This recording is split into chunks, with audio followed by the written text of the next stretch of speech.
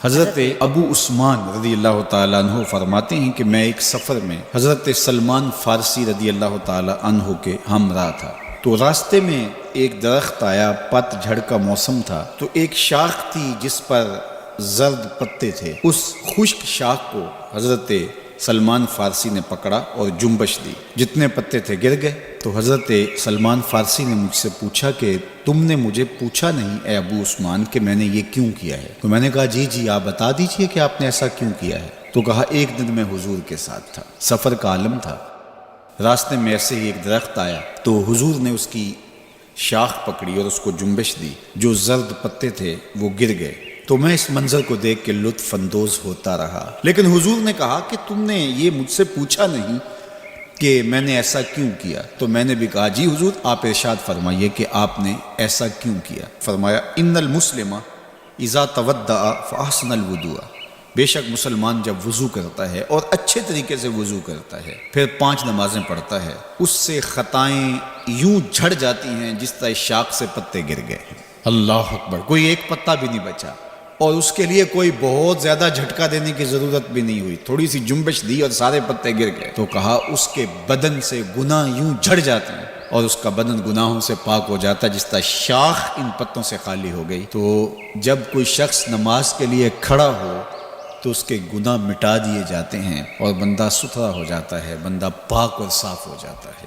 ہمارے بدن لتھڑے ہوں گناہوں سے تو کچھ گناہ تو وضو سے ہی نکل گئے، اور نماز سے بقیہ گناہ جاتے رہے، تو نماز پڑھنے کے بعد بندہ کتنا ستھرا ہو کے گھر لوٹے گا۔ نماز نور دیتی ہے، یہ چہرے کی چمک ہے، یہ دنیا میں بھی اجالا ہے تمہارے لیے اور آخرت کے اندھیروں میں بھی روشنی کا چراغ ہے جو تمہیں جنت کی طرف لے جائے گا اور جہنم سے بچائے گا۔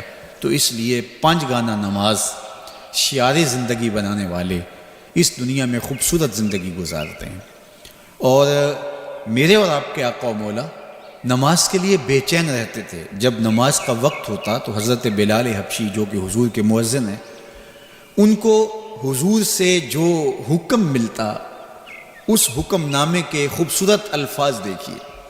حضور فرماتے ارحنا یا بلال، بلال اٹھو اور ہمارے دل کو راحت پہنچا دو، اور وہ سمجھتے اس کا مطلب کیا ہے۔ اذان پکارنی ہے اور نماز کا وقت آئے اور حضور مصلی پہ کھڑے ہوں اور حضور کے دل کو قرار پہنچے۔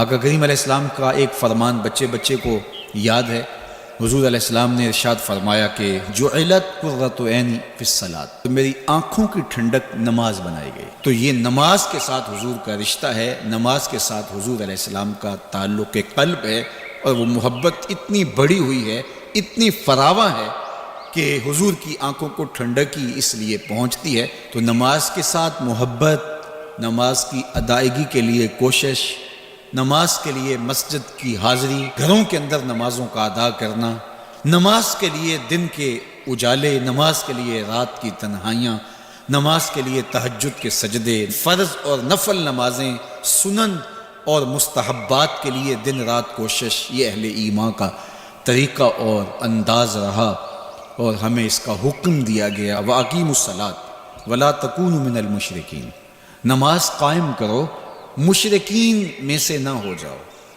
تو مطلب کیا ہوا کہ نماز قائم نہ کرنا، نماز نہ پڑھنا، یہ طریقہ مشرکین ہے۔